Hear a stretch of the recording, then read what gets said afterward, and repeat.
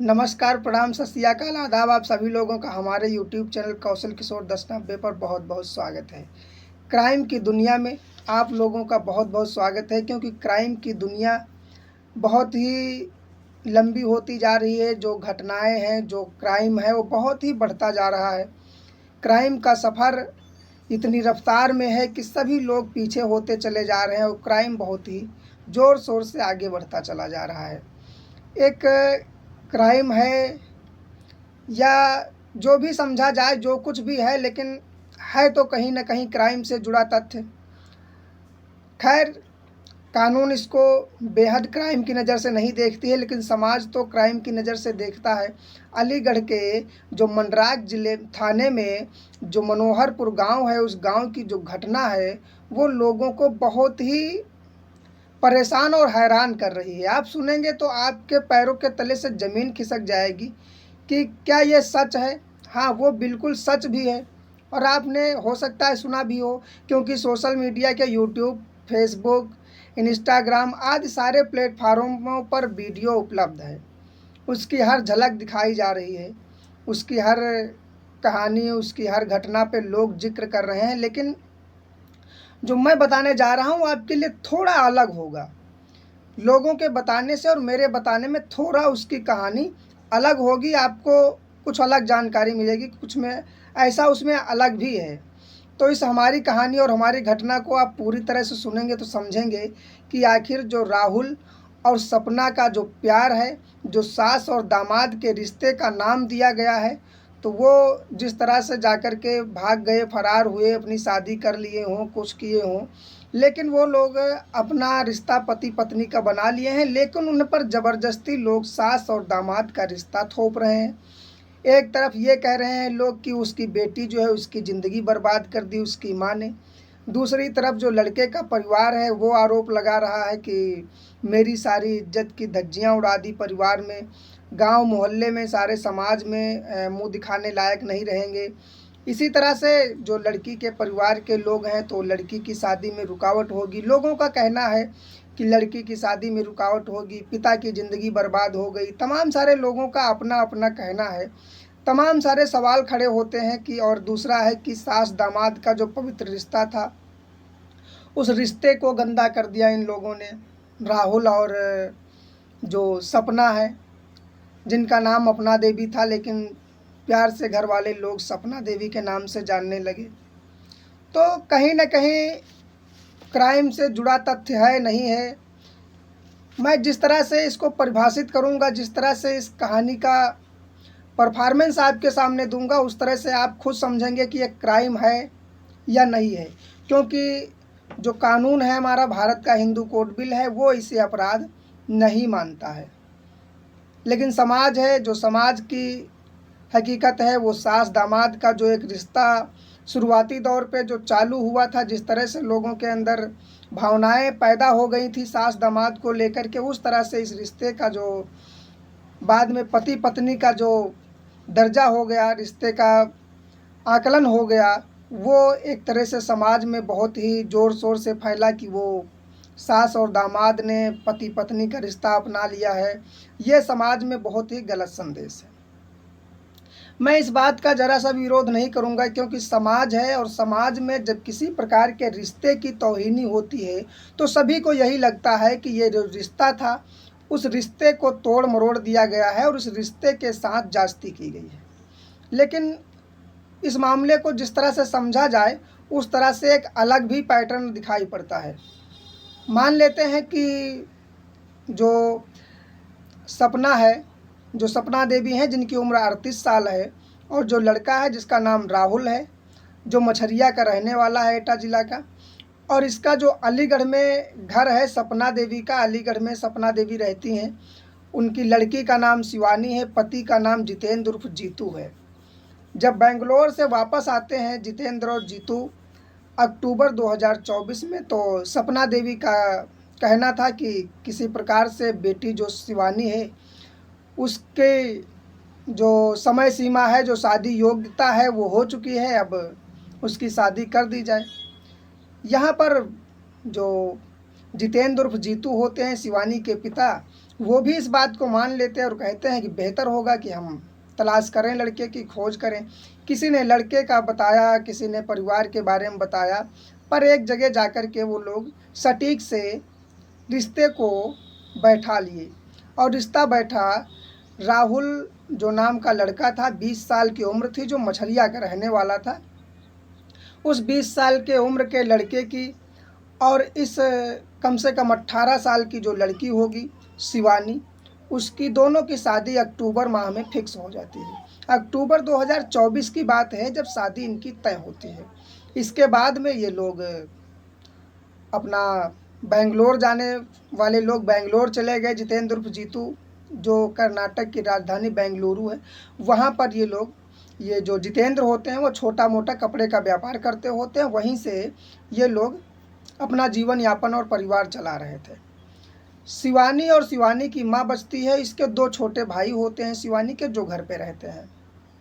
धीरे धीरे समय का पहिया ऐसे डोला, ऐसे चलने लगा कि इन दोनों की यानी सपना देवी जो होती हैं, जो उस लड़के की सास का रिश्ता निभा रही थी इस समय, उनकी और वो जो राहुल होता है उसकी, दोनों लोगों की फ़ोन पर प्यार भरी बातों की शुरुआत हो जाती है। और शिवानी एक तरह से अलग हो जाती है और सपना देवी और वो लड़का जो होता है राहुल, अब उम्र का जो फ़र्क है वो कम से कम 18 या 15 साल का उम्र है। लगभग 15 साल की उम्र का इन दोनों के बीच में फ़र्क होता है।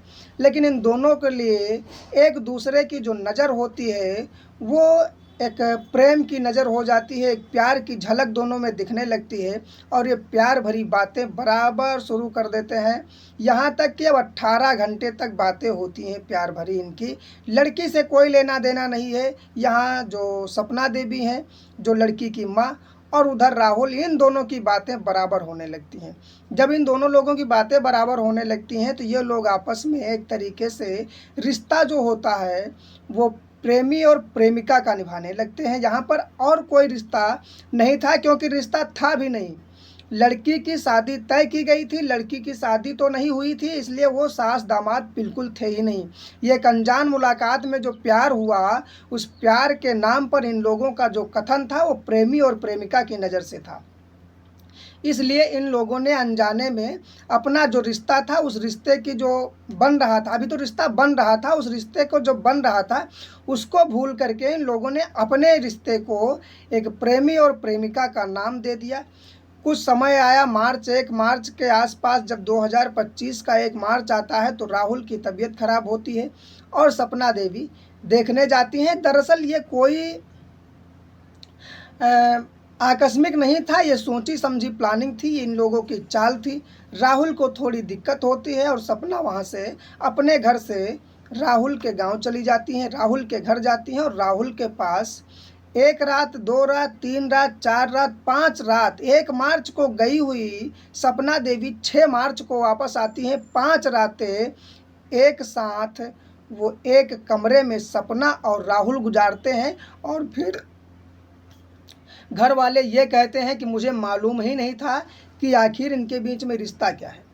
एक महिला 5 दिन तक अपने दामाद के साथ जो रिश्ता था, जो रिश्ते में दामाद हो रहा था, उसके साथ रहती है और घर के पति को 5 दिन तक खबर नहीं रहती है। और 5 दिन के बाद जब वो वापस आती है तभी उनको शक नहीं होता है कि आखिर इनके बीच में रिश्ता कैसा है, अभी किस प्रकार से। दूसरी बात, जब इन्हें मालूम था जितेंद्र अब जीतू को कि 18 घंटे फ़ोन पर बात होती है और पर्सनली केवल सपना और ये जो राहुल है इन्हीं की बात होती है, और इस बात पर आपने ज़रा सा भी गौर नहीं किया, तुमने समझा कि ये लोग ऐसे बस सास दामाद का रिश्ता निभा रहे हैं, ये सास दामाद होने वाले हैं, इसलिए रिश्ते में 18 घंटे बात करते हैं। कोई अगर इस रिश्ते में होता है तो उसके लिए अगर बहुत ही ज़रूरी बात है तो 15 से 20 मिनट बात, लेकिन 18 घंटे बात नहीं होती है। और 18 घंटे फिर भी आप कहते हैं हमें कुछ मालूम नहीं था। और फिर भी उस पर एक आरोप लगाया गया सपना पर। जब सपना शादी से 16 अप्रैल को जब शादी थी 2025 को, तो सपना अपने घर से और राहुल अपने घर से फरार हो जाते हैं। ये बहुत पता लगाने की कोशिश करते हैं लेकिन पता नहीं लग पाता है, ये कहीं जाकर के दूर रहने लगते हैं। लेकिन फिर भी उस पर आरोप लगाया गया कि 3.5 लाख की जेवरात और 5 लाख रुपए की नकदी लेकर के सपना फरार हुई। आप 1 डेढ़ महीने से उसके साथ रह रहे थे और 18 घंटे उस लड़के से उसकी बात हो रही थी, आपको ज़रा सा भी शक नहीं हुआ? इतनी जेवरात आपने, इतने नकदी आपने अपने घर में फिर रखा? क्या ये ऐसे तो चोरी हो जाती, कोई भी उठा ले जाता। इसलिए आपको उसको सुरक्षित रखना चाहिए। और जब आपको शक हो गया था उस औरत पर, आपको तो आपको संभाल के चीज़ें रखनी चाहिए थी। किसी भी कोई भी कदम उठा सकती है। अब जो भी है, उसने चोरी की है नहीं की है, उसने सामान लेकर गई है नहीं गई है, लेकिन जिस तरह से उन लोगों ने अपने प्यार को सटीक उतारा है, जिस तरह से अपने आप को संभाला है वहाँ पर, हो सकता है उसमें जब कानूनी प्रावधान के हिसाब से गलत नहीं था, तो सामाजिक अभी उनका जो सास दामाद का रिश्ता था, ये भी एक खंडन है। इस रिश्ता नहीं था, वो रिश्ता होने वाला था। दूसरी बात रही अगर उस लड़की की, शिवानी की, तो शिवानी की शादी में क्यों रुकावट होगी?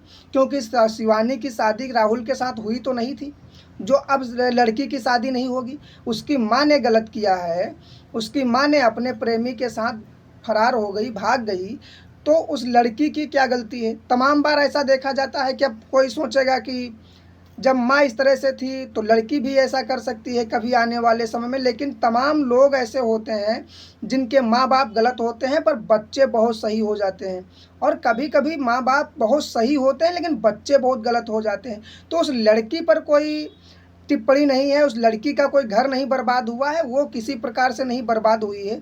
उसका जो नेक्स्ट टाइम अपना शादी फिक्स होगी, शादी होगी, तो ये सब जो एक तोड़ निचोड़ करके लोगों को बहुत ही ज़्यादा प्रताड़ित करते हैं कि अरे उस लड़की का घर बर्बाद हो गया, उस लड़की की शादी में दिक्कत होगी, अरे वो आदमी बेकार गया, वो उसका क्या होगा?